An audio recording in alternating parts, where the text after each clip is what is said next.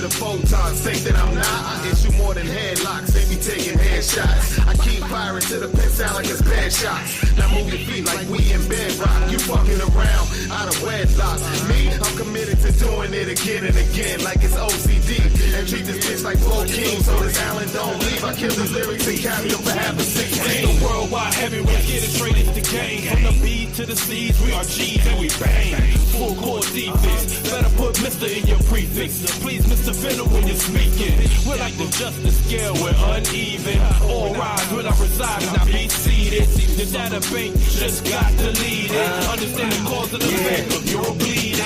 I'm more seasoned, the steak on the skillet. Niggas hate that I kill it so much, it's breaking their feelings. And I'm taking their spirit up out of the grave. I'm digging, people say I'm a menace cause I got some dangerous intentions. Now listen, niggas can't touch me. So if your dogs keep barking, I'ma shoot them and turn their ass to hush puppets. We the gang with the chains that's plated, and we all like brothers, so it's gang related, huh? One too many members, so the game gets deeper. All backs are white, so nobody can creep us with the speed of a cheetah. Power moves like Vegeta, load the clips, start grinding. Lord knows I'm about to re-up, cause we up. Game 4, the series is 3-0. Repossess you on Collins like South Beach Repo. In the AM, bring the pay in. Call it rise and grind. Return of the big change, call it rise and shine. Crazy eights elevate from my mind state. The game in good hands, fuck I need all state. I'm on stage, all-American 5-star recruit. My combine and booth, them numbers speak truth. Men and women lie, by any sentimental definition I am fly. By any premonition I'm listed to be the guy. The heat of niggas fit and be reminiscent, I rhyme.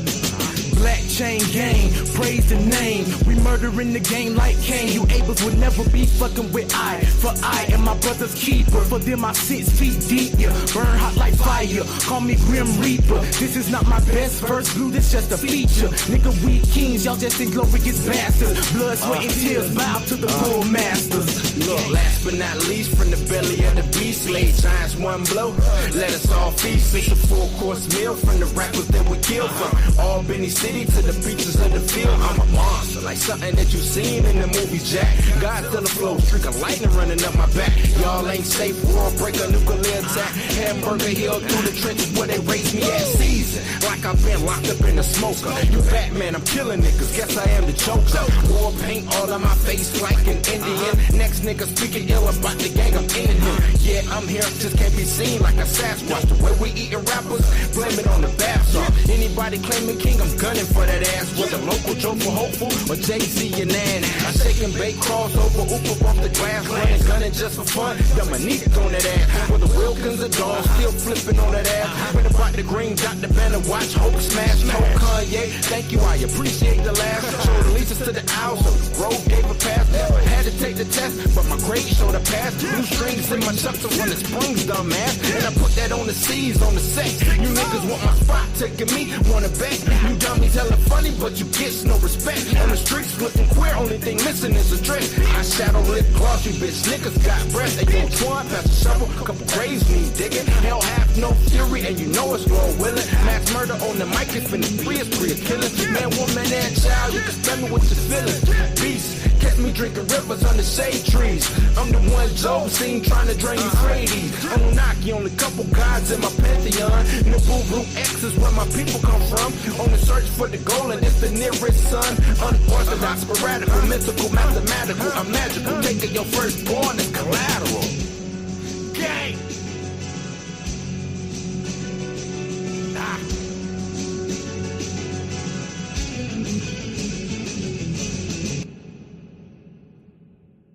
Yeah, what up, what up, what up, what up, what up, what up, what up, what up, what up? We live, baby, we live. Told you I'm staying consistent. I'm back on it, man. Thursdays, we live. Blues House live, baby. What is good? What is good? What is good? All my people in here, man. What y'all got going? King Mo, what's good? Mo in the building. What up, Mo? What up, Mo? Ty, what's good? What's good, Ty? Professor Film, fam, how you feeling, fam? How you feeling? Yeah, man. Gonna get this thing cracking. Get this thing going. We're gonna talk some DC today. We're talking DC today, ladies and gentlemen. DC today. DC. Some things that came out. Salute to the nerds of color, right? They dropped 2 articles today. We're gonna go over these articles, man. Go over these articles, talk some DC, because I think DC is where it's at. You know what I'm saying? I think DC got something for Marvel, man. I really do. I think James Gunn and Peter Safran over there, I think they're over there cooking. Man. I think they're chefing up some stuff. Trial and error. Everything ain't gonna be perfect from the jump. We know everything ain't gonna be perfect from the jump. So that shit should be baked into your criticism. You already know it ain't gonna be perfect. But I think they got something. I think they're gonna come with something fresh, something new. I think the Superman is gonna be crazy. I think the Superman is gonna do some things, man. I ain't gonna say break some records, but it's gonna do some things. It's gonna be up there. That's what I believe anyway. But yeah, man. I ain't even introduced the show, man. Welcome to Blues House. This is Blues House Live. I'm your host, Bluminati, where we take that deep dive into the heart of entertainment. I'm messing up my own intro, man. And urban pop culture. I'm your guide for today's hottest headlines, man. You in the right place. You're in the right place. Let's get this started. Welcome to the house, y'all. Welcome to the house. Round of applause for y'all. Round of applause for y'all.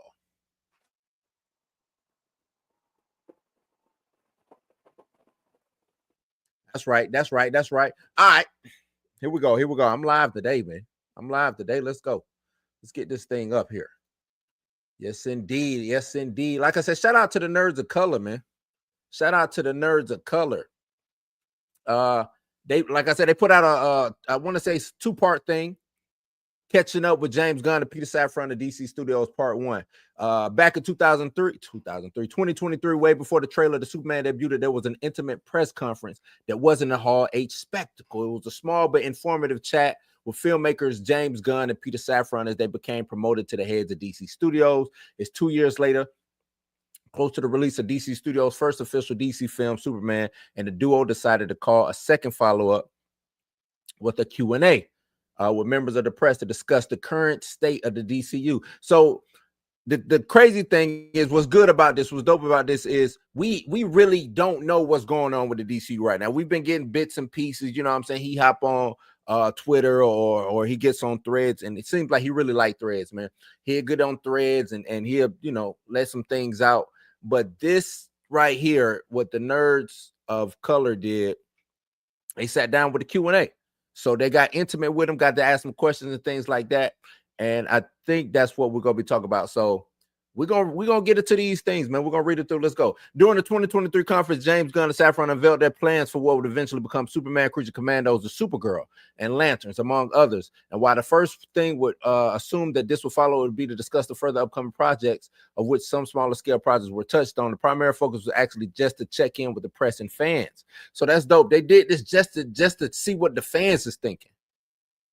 And that's what you got to do. I think that's dope. If they did this just to test the waters, just to test the temperature of the fans, that's what you're supposed to do.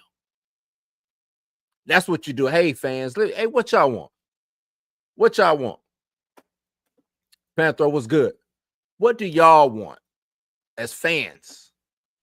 Say, while this may not seem like much to some in terms of shock and awe scoops, it does reveal a ton about how Gunn and Safran are planning to change the game as studio heads. Yeah, touching them fans, man.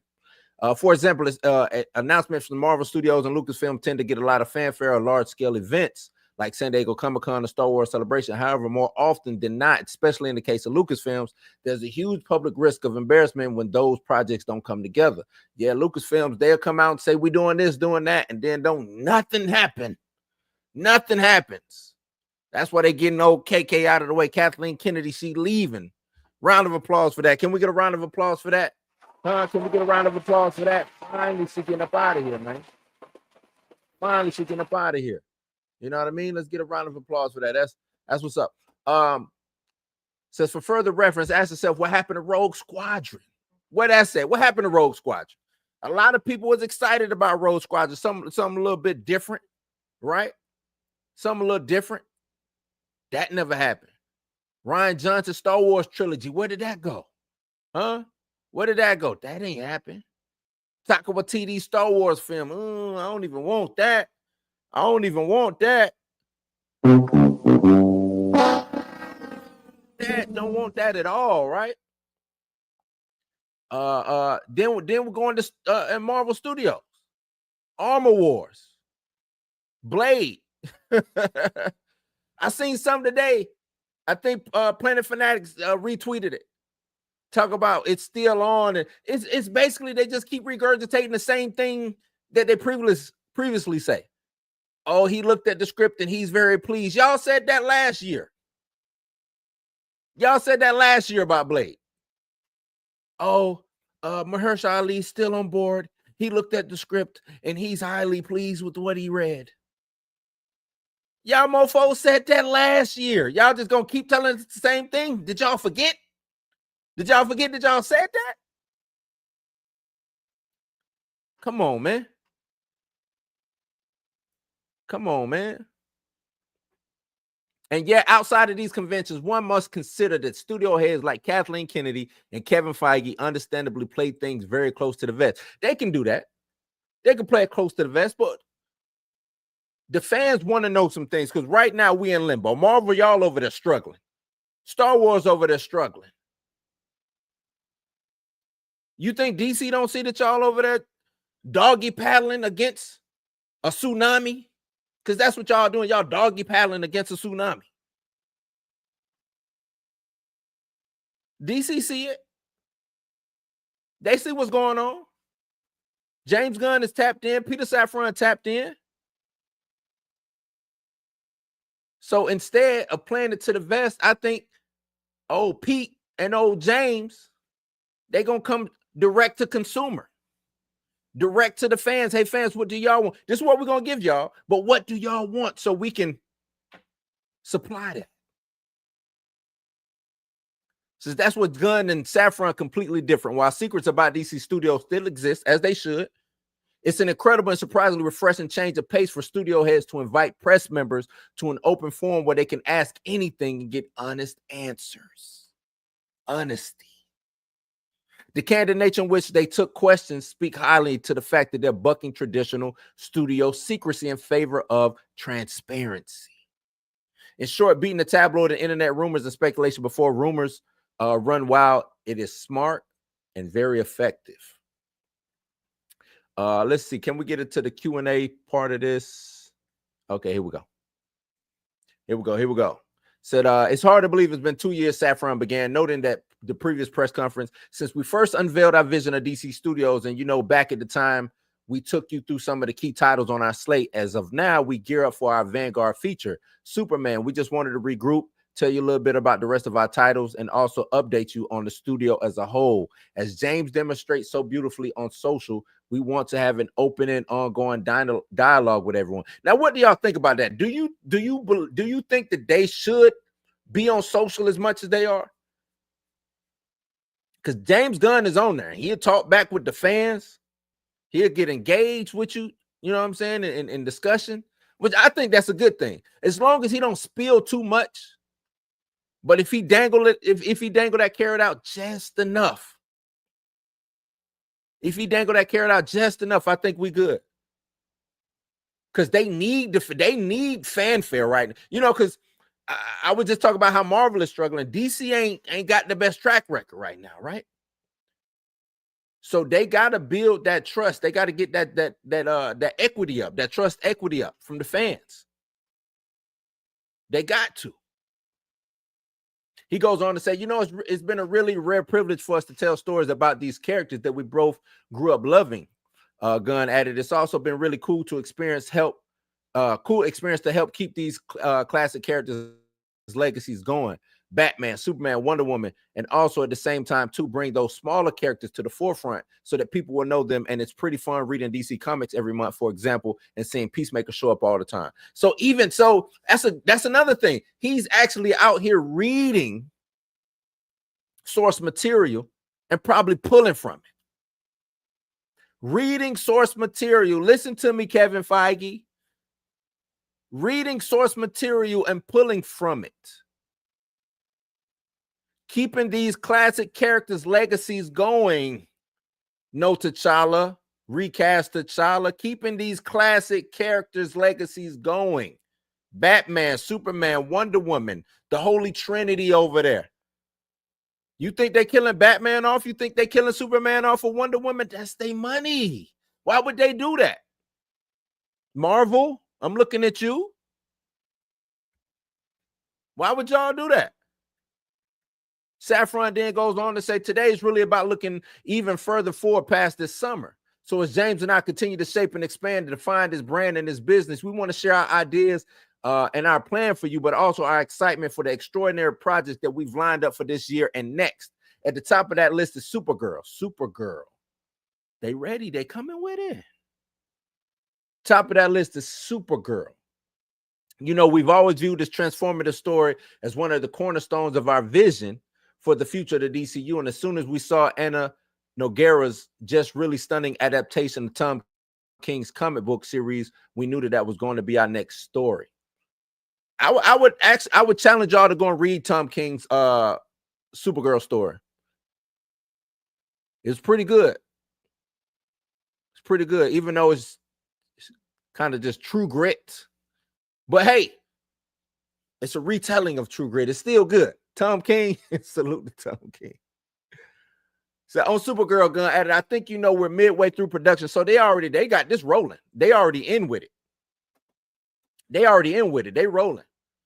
I think you know we're midway through production now, and it's been an extraordinary experience so far. The script was one of the first things we greenlit when we got here. Anna turned in a marvelous first script that just kept getting better. She's been blessing. Craig Gillespie was a dream for me, and he has been everything that I would hope for in a director on a big project. So I guess that's who the director is. I'm not familiar with old Craig Gillespie. It's everything I thought it would be like working with him as a studio head, which is weird to even say, but I love working with him. Millie Alcock is amazing. So this has been wonderful watching the film. Has been great. So this project is rolling. Be on the lookout for probably more things to come when it comes to Supergirl and things of that nature. But they got things rolling on a second feature film already, which I think is dope. Let me see what James, what's up, James? James McD Review says, I'm most concerned about the Batman 2 with it being pushed back so far. I hope they can still pull it off. From my understanding, I think I think they talk about the Batman 2 and what's going on with their Batman. I think they're going to get into that. So bear with me as I go through this article, because I do think that they get into that. You know what I'm saying?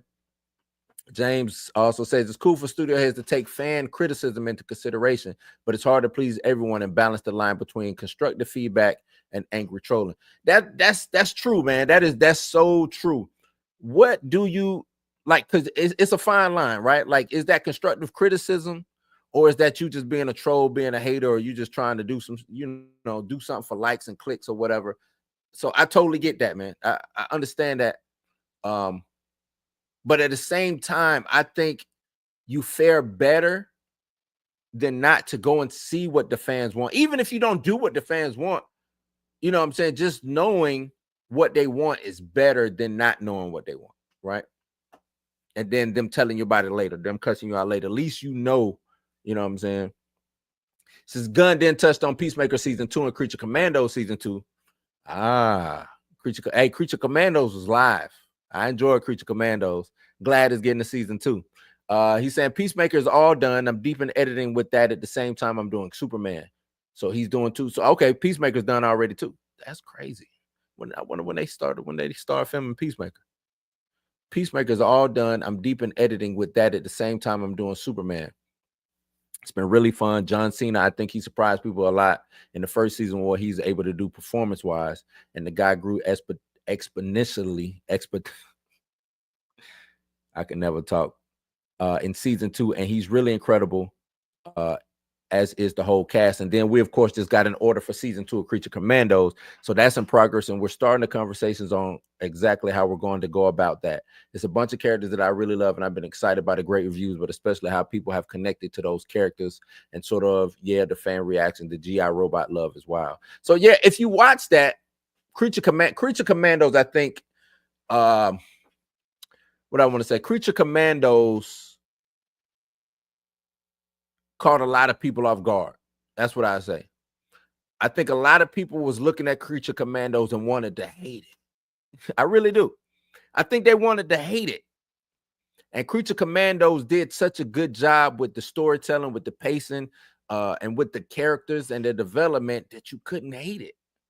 It made you root for a certain character that you know what I'm saying? Like you picked the character and followed that character. And that's storytelling, man. That's the epitome of storytelling. That's what you're supposed to do. That's what you're supposed to do.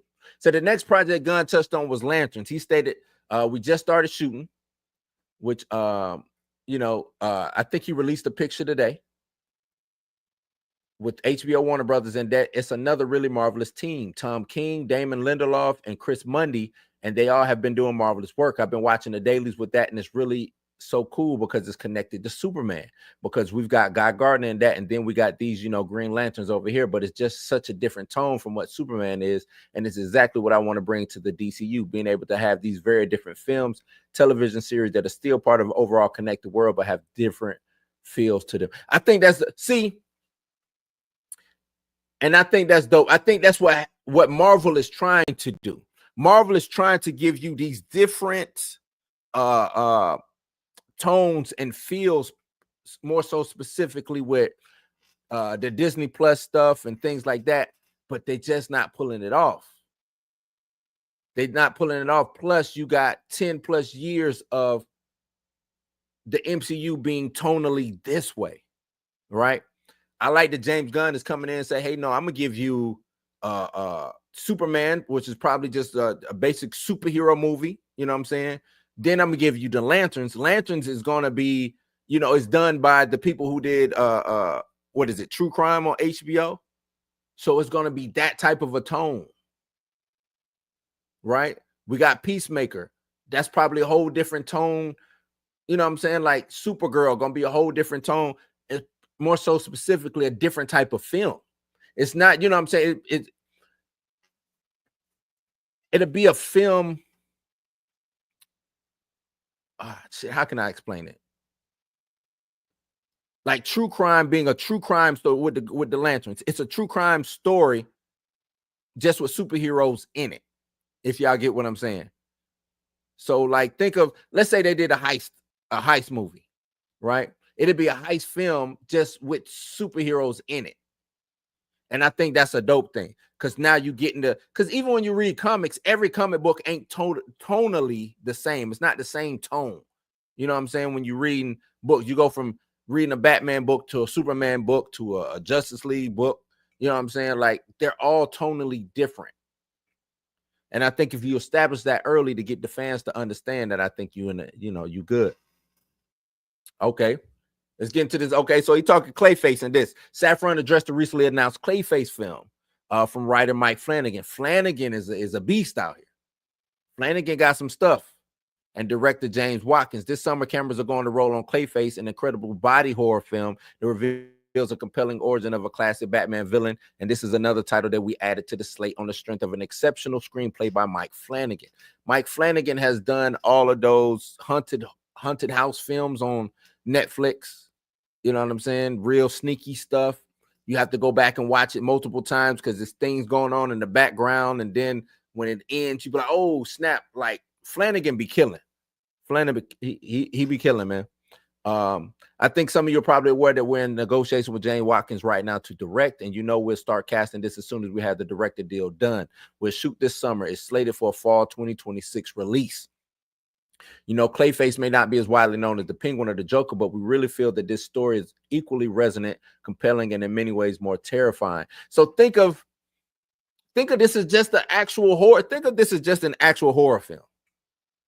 If they marketed as this just a horror film and not a comic book movie, I think it does numbers, especially, and it's probably, if the budget is low, like a horror film budget, they market it as a horror film, you get your return. I think you get your return. If this is marketed as a horror film, like I said, with a low budget, 80 million. Listen, how much was, let me see. Let me check something real quick. Smile. I want to know what Smile's budget was.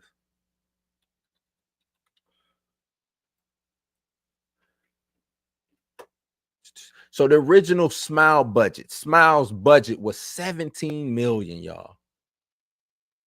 17 million. Now, I'm pretty sure they'll go a little bit higher than that, but it was 17 million and it grossed over 217 million worldwide.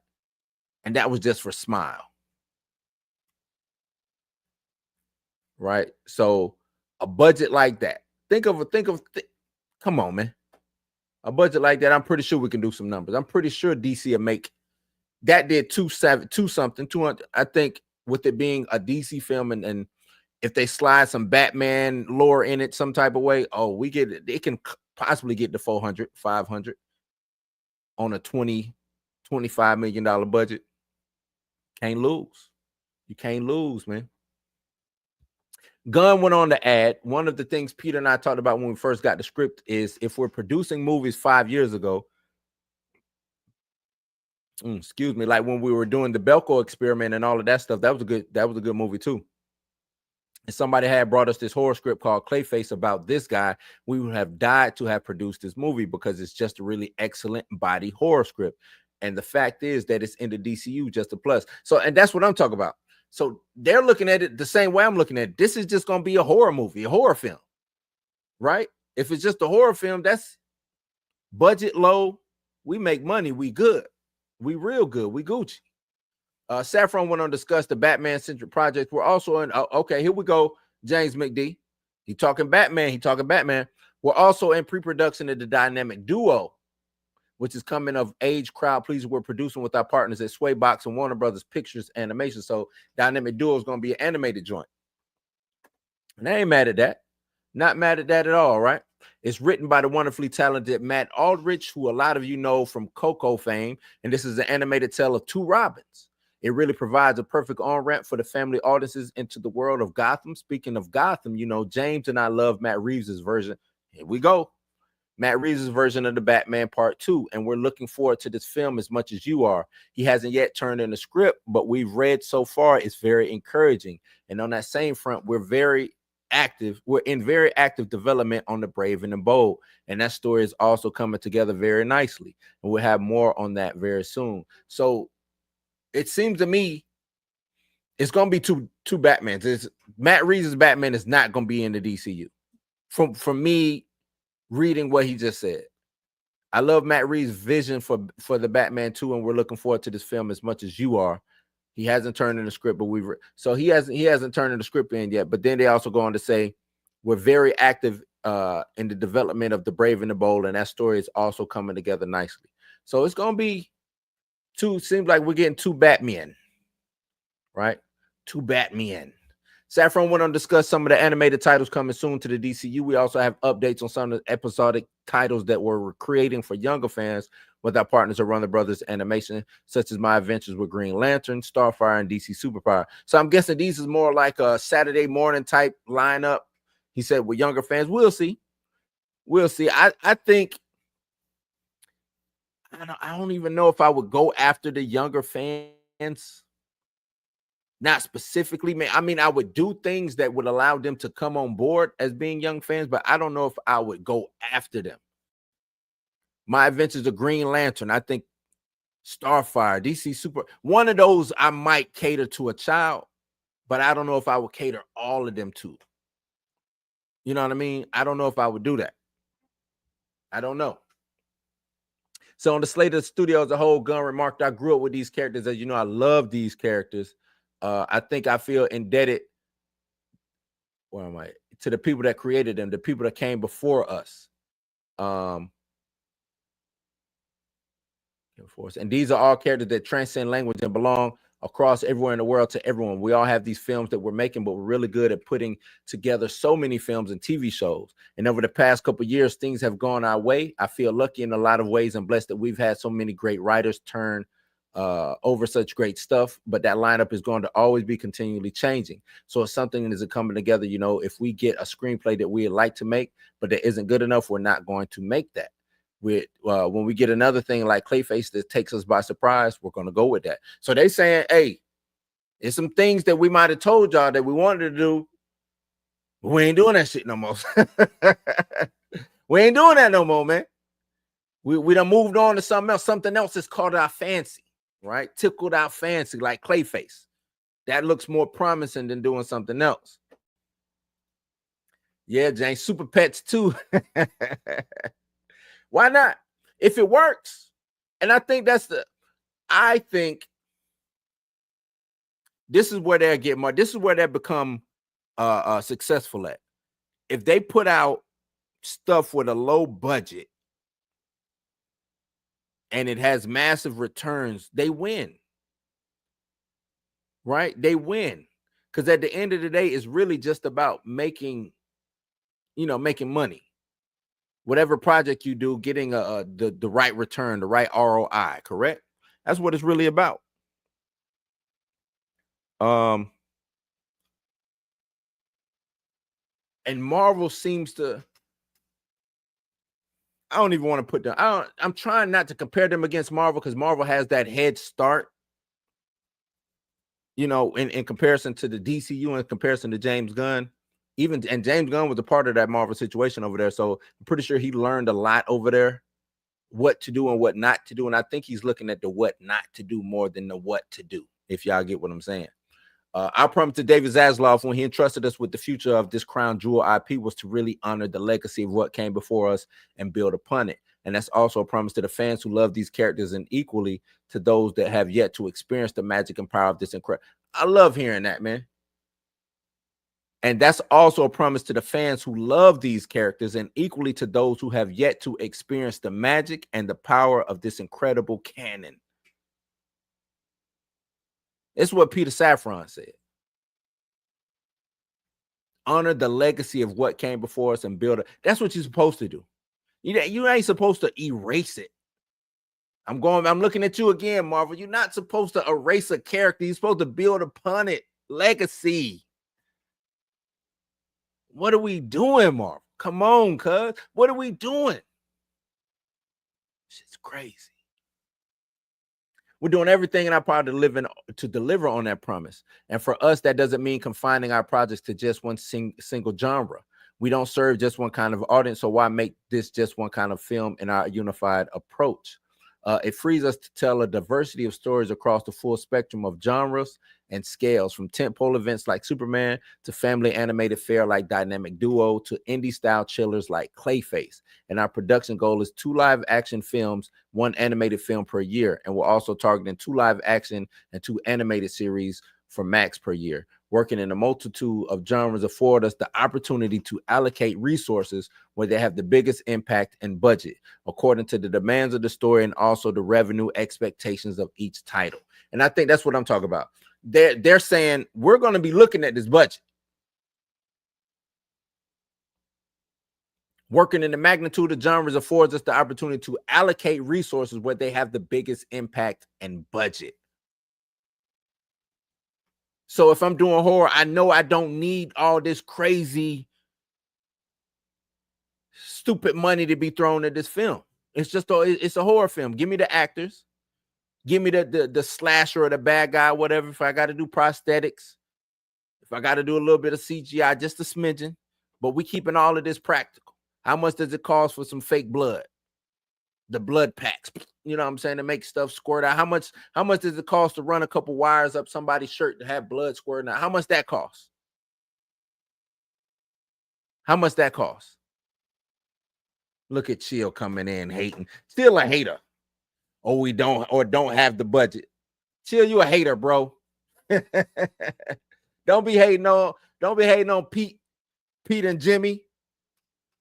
Don't be hating on Pete and Jimmy. Let them cook, man. Let Pete and Jimmy cook. Let them get this Clayface off, man. Say, Gunn continued, as we talked about before, each one of these stories, each one of these projects that we're doing needs to be able to stand alone. Somebody needs to come, be able to go see Superman without having to see Creature Commando, be able to watch Lanterns without necessarily having to watch Superman. We have great connectivity between these things. There's a lot of connectivity between Superman and Peacemaker, including a few actors. So it's like you take the character of Rick Flag, who starts out. I want to hold on. Let's go back. So he's saying each one of these projects needs to be able to stand alone. Like I said, I think he's watching Marvel, watching them struggle to connect things. because they got it's so much connective tissue over there that it's then tangled up. Needs to be able to stand alone. Someone needs to be able to go see Superman without having to see Creature Commandos, be able to watch Lanterns without necessarily having to have watched Superman. And that makes sense to me. We're going to connect it, but maybe it's only connected by the actors. Or maybe we run a loose thread story in the back that everybody can keep up with. We'll see how they do it. We'll see how they do it.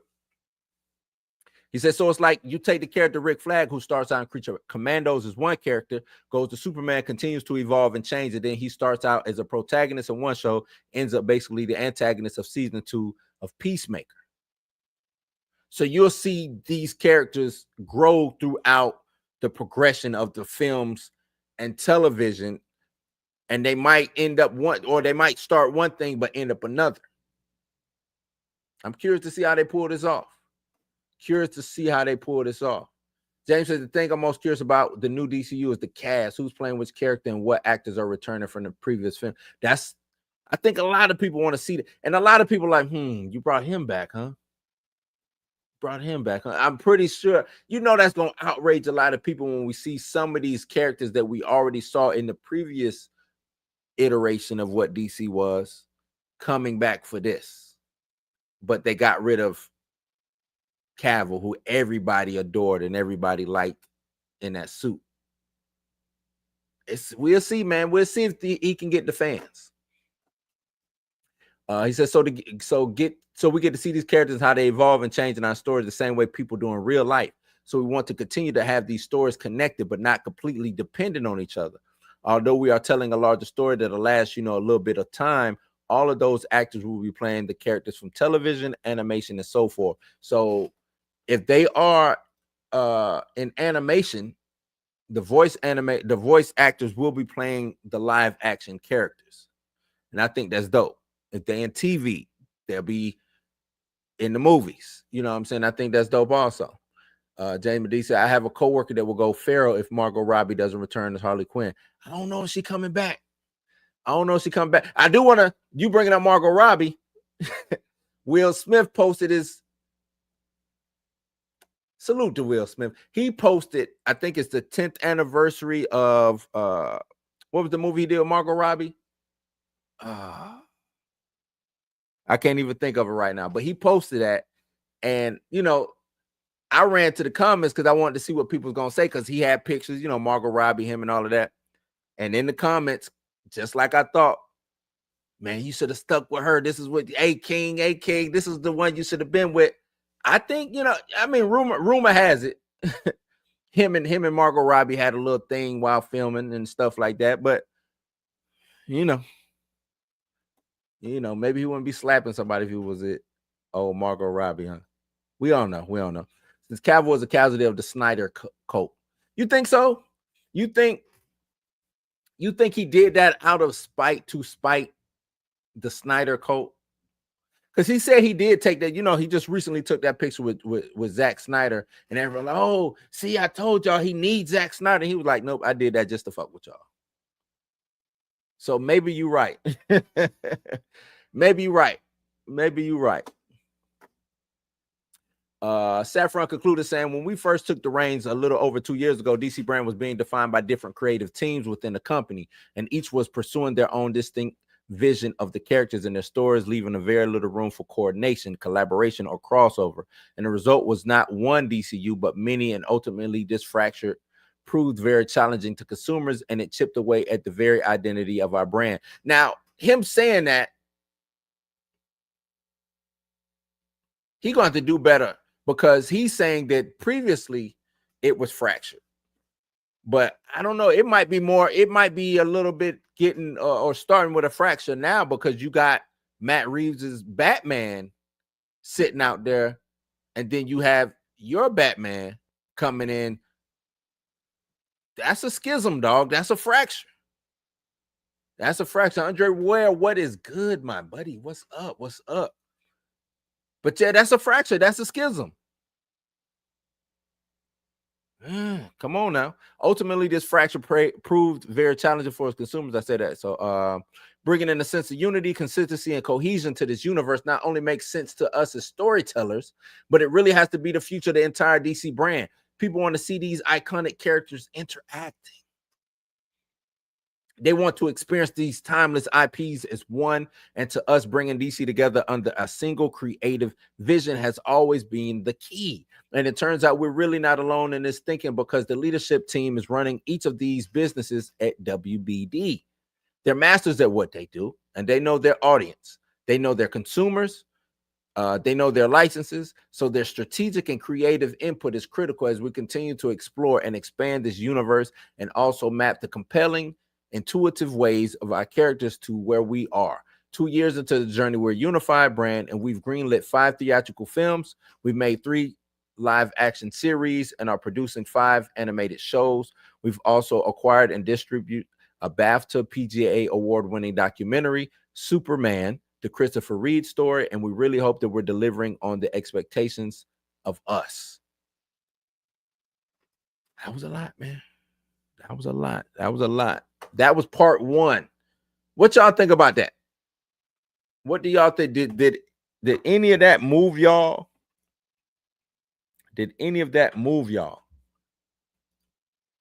Did it make you say, okay, DC, y'all might have something up y'all sleeves? Is that something that y'all want to see coming up with the things? Did he answer some of y'all questions? That was part 1. Y'all ready for part 2? Hopefully we get part 2 a little bit faster. Let's get through part 2 a little bit faster. Because we 41 minutes in. I'm trying to stick to my hour platform, my hour thing. So let's get to part 2 real quick. Part 2. Here we go. Catching up with James Gunn and Peter Safran, DC Studio, part 2. Let's get into part 2. Let me see. Following their prepared statements of which Safran and Gunn touched on the upcoming projects of Clayface, Dynamic Duo, Atlanta, Supergirl, Peacemaker Season 2, and Superman, DC studio heads took the rest of the time to take questions and answers from everyone in the team. So, okay, so now we'll get into the part where they ask the questions and things like that. The first question was about which of the Gods and Monsters slate that was presented in January 2023 was still active, and which projects were put on the back burner. I think this is what a lot of people want to know. So what's coming up? What did y'all really can, and what do y'all got coming up? Their answer is Paradise Lost is totally still important. We're working heavily on scripts, began Peter Safran, began Gunn. I'm sorry. Booster Gold is going to be pretty strong. Waller has a couple of setbacks, frankly, and the Authority has had some issues, but everything else has gone pretty well. So it looks like Paradise Lost is still on the docket. Booster Gold seemed like they're working on that. Waller got some setbacks. We don't know if that's coming or not, right? And then the Authority has some issues. So Waller and the Authority are on the back burner for according to what they're saying. Waller, the Authority, back burner. Safran touched on James Mangold's Swamp Thing. Then you have things like Swamp Thing. Our director, writer went off to make another little movie called A Complete Unknown. Excuse me. And, you know, we hope that he'll come back to Swamp Thing when he's ready, because, again, that was one of those ones where we loved him as a filmmaker, so we're happy to wait for him. Plus, Swamp Thing is not integral to the larger story we're telling. So they saying they'll wait on Swamp Thing because it has really no bearing of what they want to do. So they'll wait on Swamp Thing. Cool. Hey, you go off, do you know, your little movie, Complete Unknown, which turned out to not be a little movie. James Mangold, you know what I'm saying? But they're willing to wait because of his talent, right? And it's no rush on Swamp Thing. No rush. Gunn also added, he's always been outside of that. I mean, it was because James came to us with that. He was one of the first people that we talked to when we became the head. So they're ready for Swamp Thing, because that was part of the plan anyway.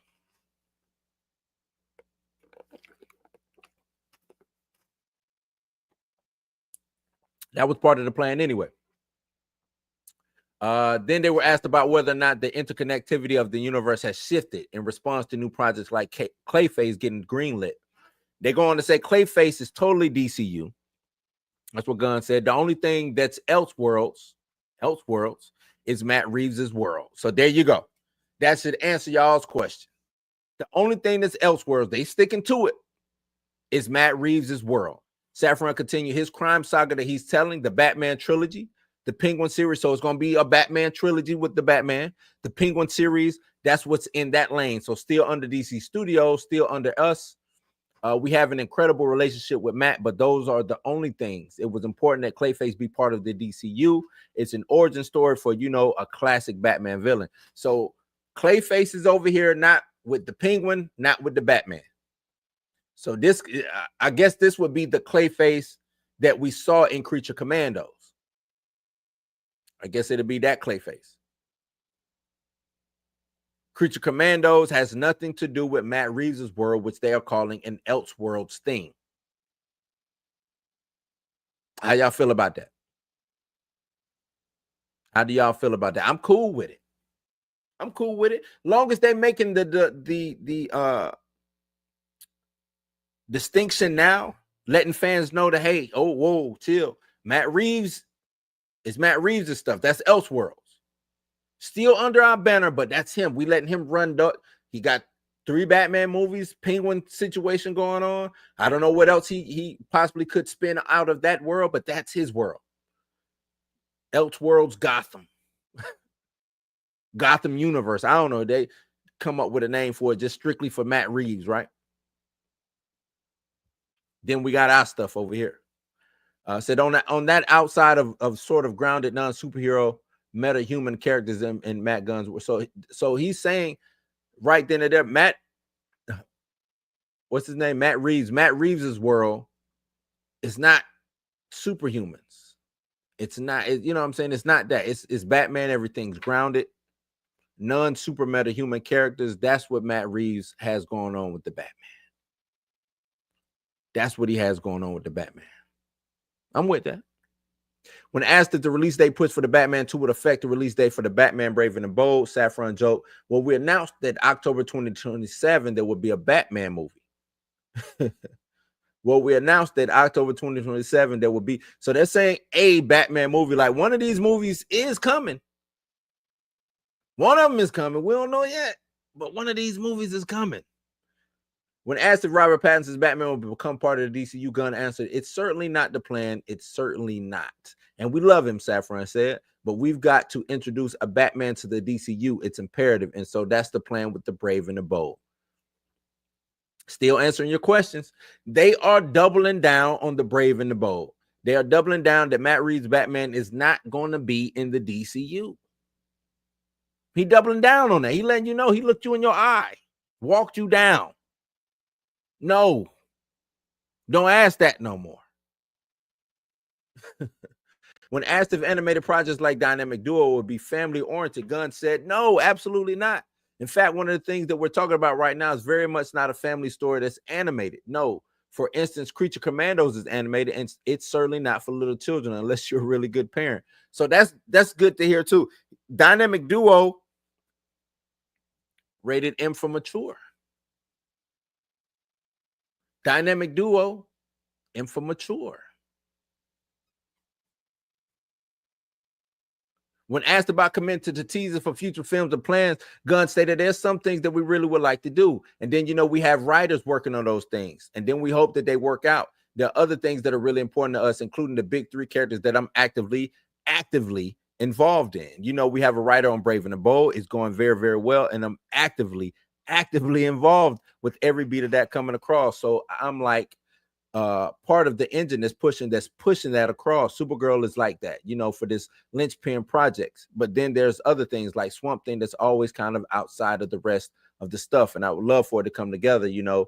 And then there's things like Sergeant Rock, which were like, oh, maybe, okay, that's cool. Luca came and talked to us about it. And then John Krasinski's came and wrote a really excellent script, and we loved it. And so we're like, oh, okay, let's make this movie. So, you know, everything can shift depending on the quality. One thing I like about Sergeant Rock is they can just play it as a war movie. Like I said, the stamp of DC will be there, boom. But think of Sergeant Rock as just like a Save It Private Ryan, or what was my series on HBO, Band of Brothers or something like that. Think of it like that. Think of it, you know what I'm saying? It's specifically like that. Saffron added, we know where we're headed in for this larger story, so James sure that those building blocks are going to be put in place, and then around that, there's a tremendous amount of latitude in terms of what we do.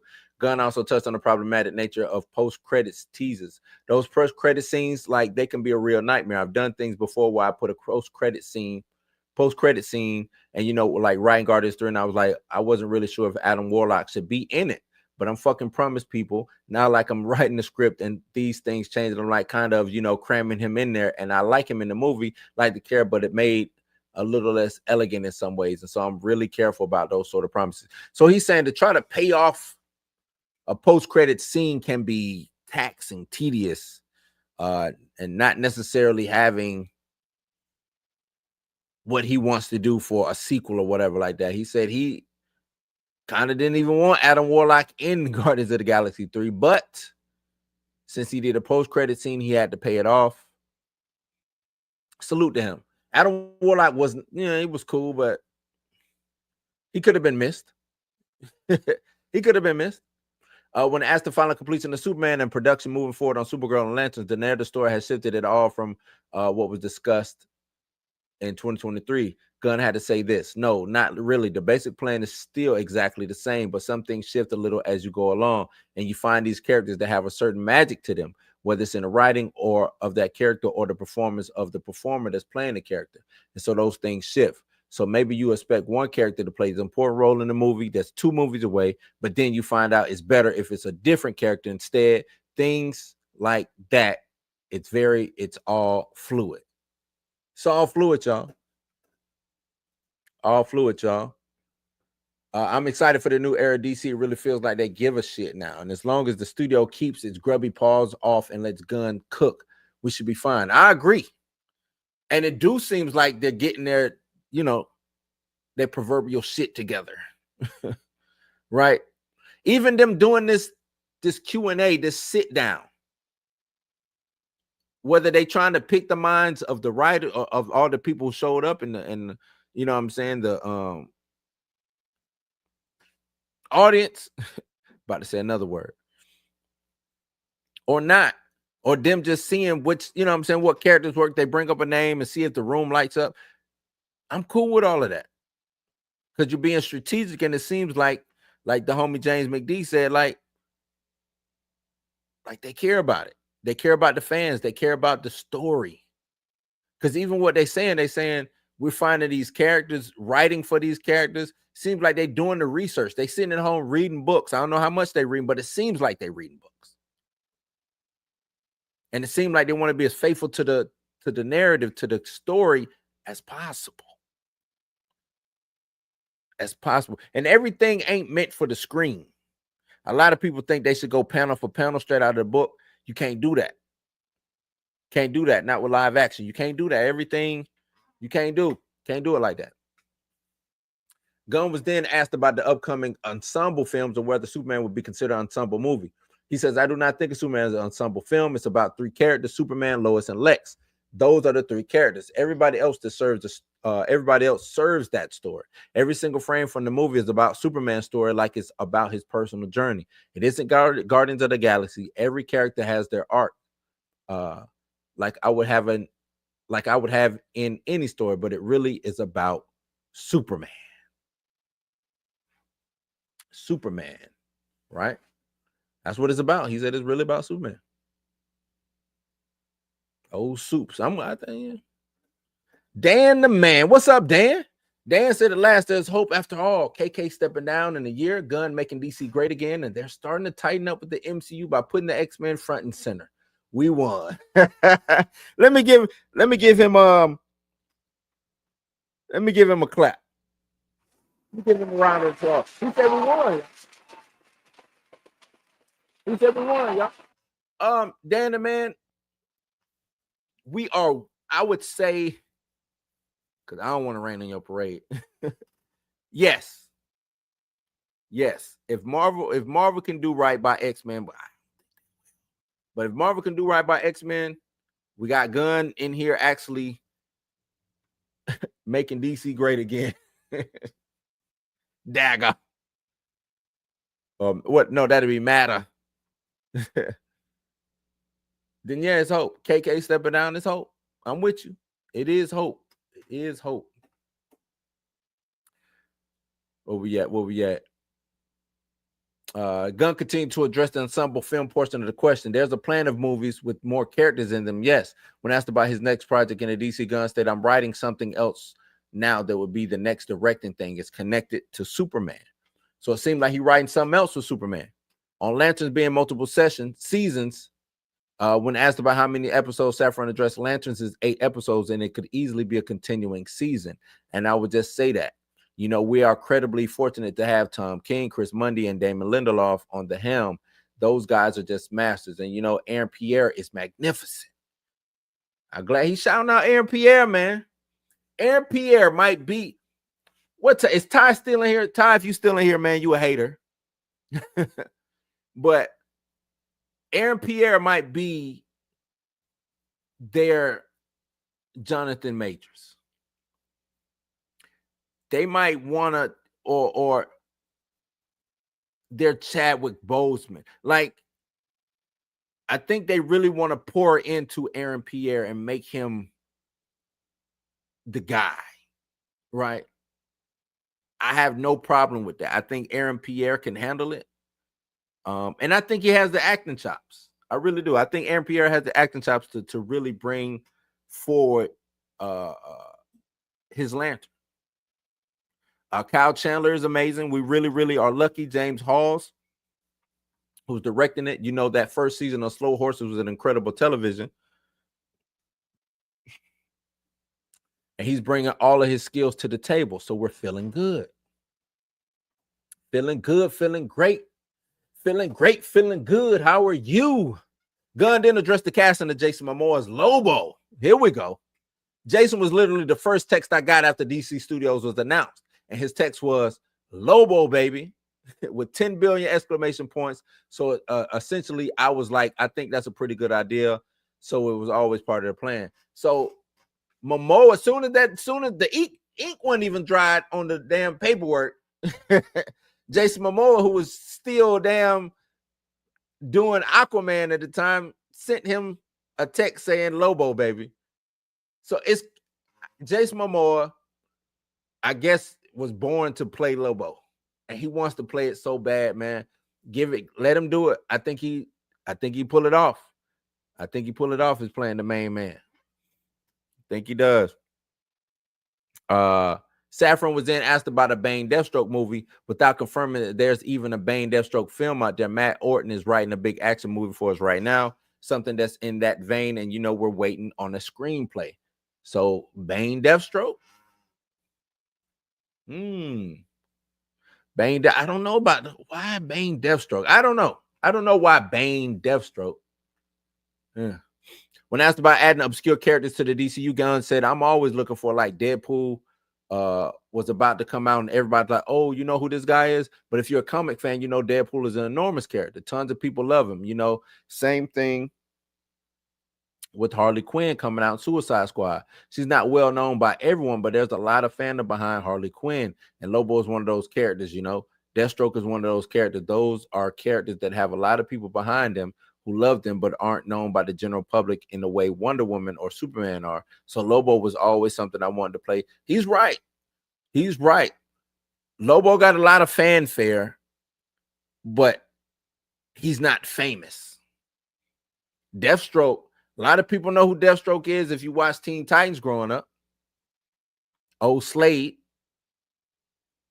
But he's not famous. Not a lot of, you know what I'm saying? Harley Quinn. People knew who Harley Quinn was from the animated show, but was she famous? Did people think she can handle her own or be the focal point of an ensemble film? Because that's what she was. She was the focal point of Suicide Squad.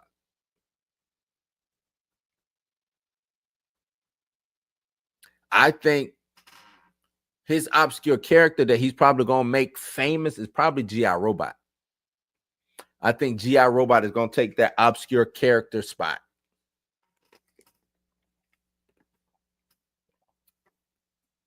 That's what I think. Saffron continued to talk about Lobo's appearance of Supergirl. It's one of the fun things about working with Craig Gillespie. He's just been such a great collaborator on creating Millie's look and Jason's look and Matthias' show. So Jason Momoa is I'm thinking series. Jason Momoa already filming and doing things out here. He already filming and doing stuff out here. Good. When asked we'll be seeing the image of Jason Momoa as Lobo, Gunn said it's probably going to be a while, to be frank. So we won't see no on-set look of Lobo right now. When asked about Sergeant Rock and whether it's true that Daniel Craig was out, Saffron stated Daniel Craig was never in.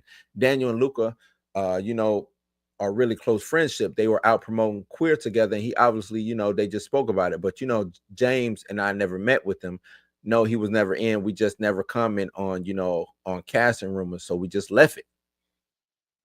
So a lot of these castings be rumors, duh. And they say they just like to leave it up. They ain't gonna comment on it. And why comment on it? Don't have to. Gonna add, it's interesting to see the way these things happen online, because certain things are thought of as, reality, and other things are thought of as reality, but it was never Daniel Craig with Sergeant Rock, Other things you guys are right about. Anna Nogueira has been writing a Teen Titans script for a while now. It's in its very early stages, but we never announced that. We never said that, but it got out and it's out there. Sometimes it goes wrong. So a Teen Titans script is in the works right now. I wonder what Robin we're getting. Are we getting Nightwing? Are we getting Robin? Cyborg? Starfire? Beast Boy?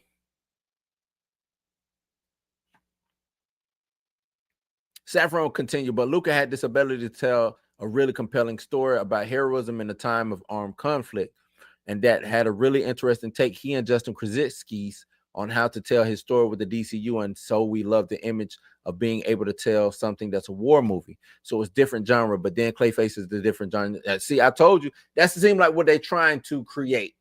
Different genres. These stories over here, yes, they can connect, but this over here is horror. This over here is a war story. This over here is fantastical superhero fiction. And it's all canon. They all connect. They all connect.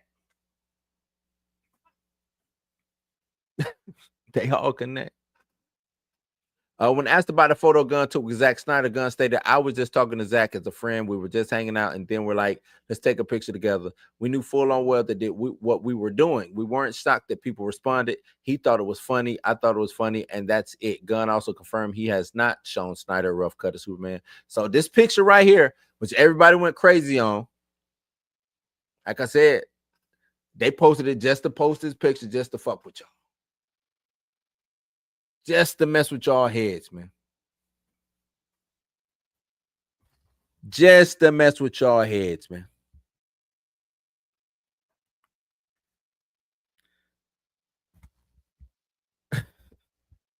On the idea, again, experimental with DCU, Saffron said it's very important for us to be able to have that spectrum of films and television shows that we do. And James and experiences, that's the opportunity we have to take these characters and show them in ways that maybe they haven't been seen before and build upon that incredibly legacy that exists. Hey, slide some of them black characters in there too, Jimmy. Slide some of them black characters in there, Jimmy. That's what we need. Slide them. Bronze Tiger. Icon, Mr. Terrific, Black Lightning. Use them. Use them. Bumblebee. User. What's my girl with the animal powers? Vixen. User. Come on. Come on. Do you think Snyder stays in heaven because he fears what he's created? That's a good question. Does Snyder stay up in heaven because he fears what he's created? I don't even really know how to answer that. And that's a bar too. I really don't know how to answer that. I'm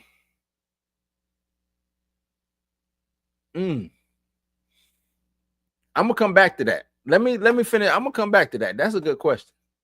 That is a real good question.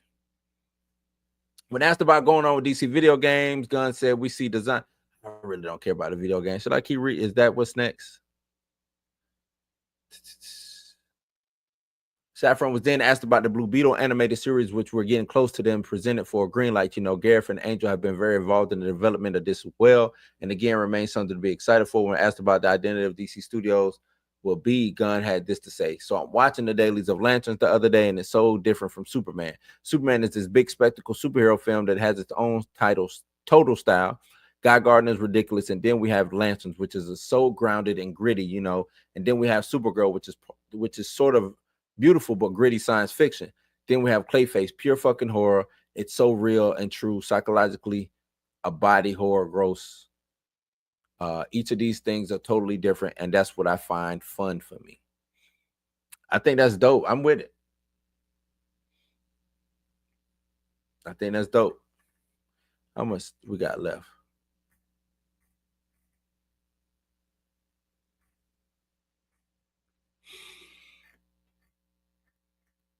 They're going circular now. They're talking about the cartoons and things. I'm going to end it here because it seemed like this is just long. I'm going to end it here, man. I think we got enough info. Plus, I want to answer what James McD said. Do you think Snyder stays in heaven because he fears what he created?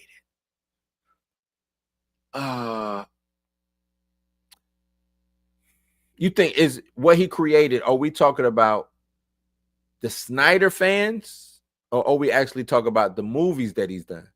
The Snyder fans. Ooh, that's a good one. I think it is the Snyder fans that he might fear, because now Zack Snyder was doing movies way before he got involved with Warner Brothers DC. Now every film that he does is going to be looked at like, I don't know why this is stumping me, man. Well, you know how his fans look. Like the fans is they want James. They want Zack Snyder. They want Zack Snyder for what? They want Zack Snyder when he does a movie for it to all be Superman based. That's what he wants. So mainly the fans and the cult-like nature. He could, yeah.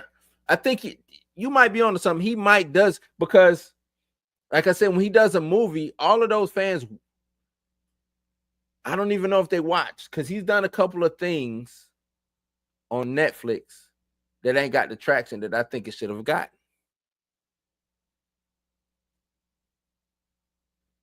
I think y'all should have got that.